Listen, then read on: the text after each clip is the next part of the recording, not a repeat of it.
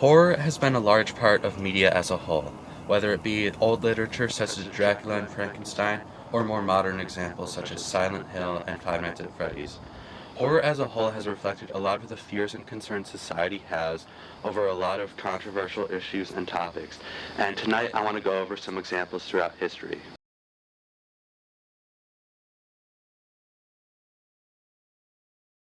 There are many examples of horror in literature, ranging from Dracula, a story by Bram Stoker exploring fears of xenophobia and immigration through the personification of Dracula as the outsiders and foreigners in the story. Other stories of vampires often explore fears of the consumption or tuberculosis, which at the time of writing were major concerns in the societies they were a part of. Other stories, such as Frankenstein, a personal favorite by Mary Shelley, explores themes of science and whether it's morally right, and a lot of the concerns around science focusing on whether or not we could instead of whether or not we should. The monster in Frankenstein being a representation of what could go wrong and the fears that arise from it, with the monster terrorizing Victor Frankenstein throughout the span of the book. While also not being considered a horror novel, the book 1984 by George Orwell explores horrifying themes of lack of control, security, and individuality. The book criticizes totalitarian rule, which at the time between two wars and vast political conflict was a genuine fear for a lot of the society as a whole, and fearing the totalitarian rule and de-individuation. George Orwell's 1984 covers the book and all of the flaws and horrific elements of what could have happened. Other authors, such as H.P. Lovecraft and Robert Chambers, explore more abstract definitions of horror, whether it be the fear of the unknown or the fear of death. They cover a lot more abstract and perpetual fears, such as death, something that has existed throughout all of mankind.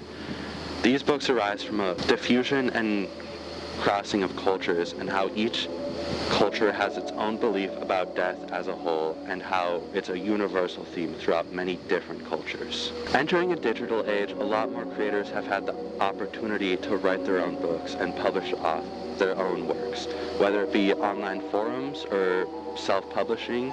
So many more individual authors have had the chance to write their own books, such as some personal favorites being the book Pen Pal or anything by the author C.K. Walker for me. This focus on self-publishing and more creative expression throughout individual authors explores a much bigger concern for individual problems in the political state of the world, and how a lot more of the focus is on problems individuals face rather than just the collection of the whole, and how a lot more focus is placed on marginalized groups rather than just the majority.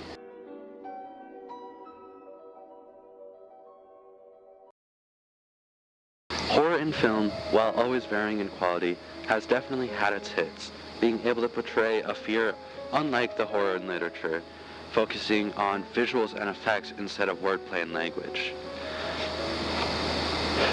Writer and filmmaker Stephen J. Schneider approaches horror with a psychoanalytical view, describing many of the early monster movies, such as Frankenstein and Dracula, with the theme of the return of the oppressed, with the monsters such as Frankenstein and Dracula, respectively, being a stand-in for those oppressed, facing much discrimination, and how those can be returned through horror and violence.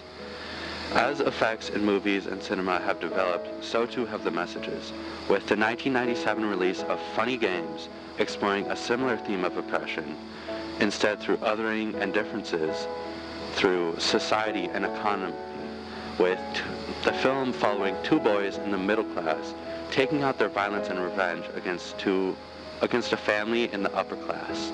The film focusing on a lot of the oppression facing the middle class and how that gets taken out, reflecting a lot of the societal and economical unrest at the time, with wider disparity between higher classes and lower classes, and the manipulation and suppression of the lower classes. Films have also been able to take on a more eldritch approach to horror, with massive, horrifying creatures in The Thing, or the looming threat of monsters in movies such as The Mist. These films are able to take on a more abstract approach to horror, once again reflecting fears of death and the unknown. However, movies such as The Thing being able to adapt to a lot of more visual elements, such as Freud's uncanny, the monster being humanoid instead of purely human or a monster. This reflects the continuing presence of the fears of the unknown and the fears of the uncanny, and how those have continued throughout and are consistent throughout movies and film. While effects have increased, so too has the controversy around them, with movies such as Terrifier 3 or a lot of independent films being unfairly criticized for their use of violence and gore instead of their story and meaning respectively. And this represents a lot of the controversy around censorship and cancellation, and how there has been an increase in censorship. And these movies tackle it through their use of violence and criticize it as a whole, with censorship being on the rise, with books being banned, and many aspects of creative freedom being restricted. Even more similar to literature, horror has been able to be given to the hands of independent filmmakers, with a lot of more independent short films or digital analog horror being produced by individuals rather than big Hollywood companies. This can represent a lot more of the focus on creative elements, allowing people to have access to express themselves and portray themselves. And this represents an overcoming of the lack of expression we faced before through horror and just media as a whole.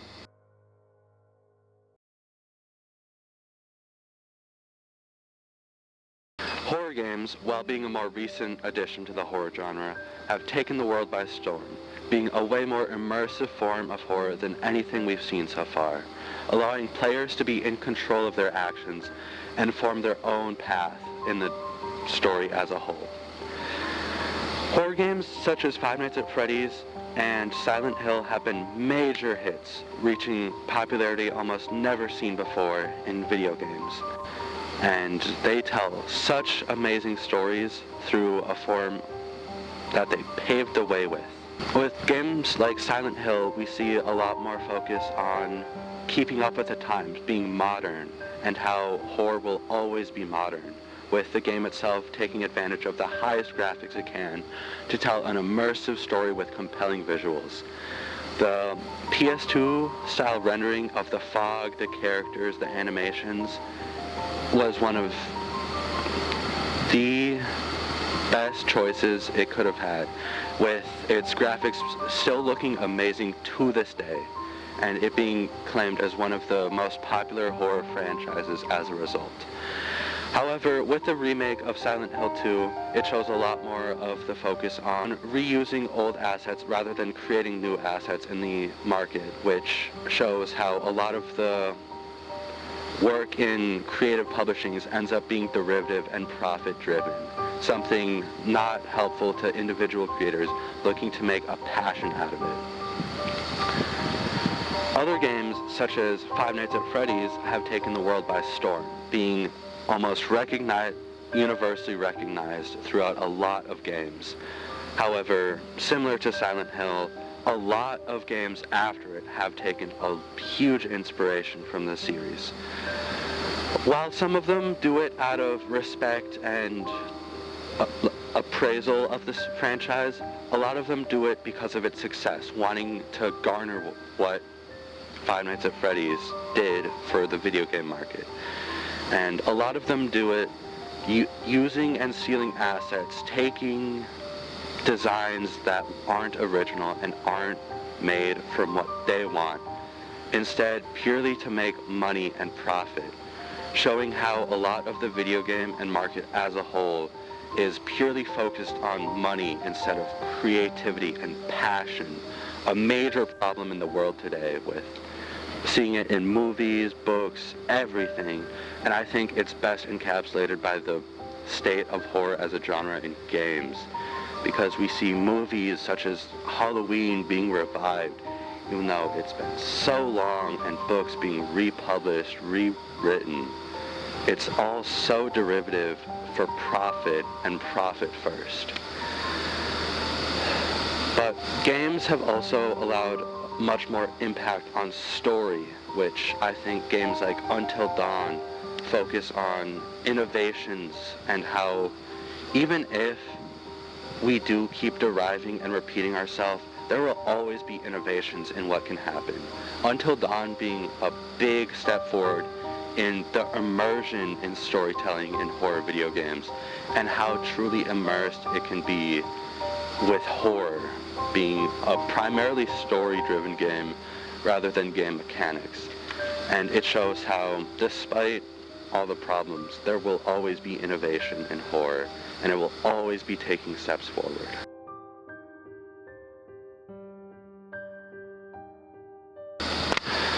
Overall, horror is fundamental to everything we care about in media, whether it be movies, games, books, everything we consume has ties back to the horror genre. And no matter what we do, no matter what we read, watch, play, all of it wouldn't be possible without horror as a genre. And it's always important to look at what horror represents, whether it be time periods long forgotten or more modern, fears of what we're doing, where we're going. It will always be important to take note of what horror means to us as a society and why we can't let horror fade away into obscurity and censorship.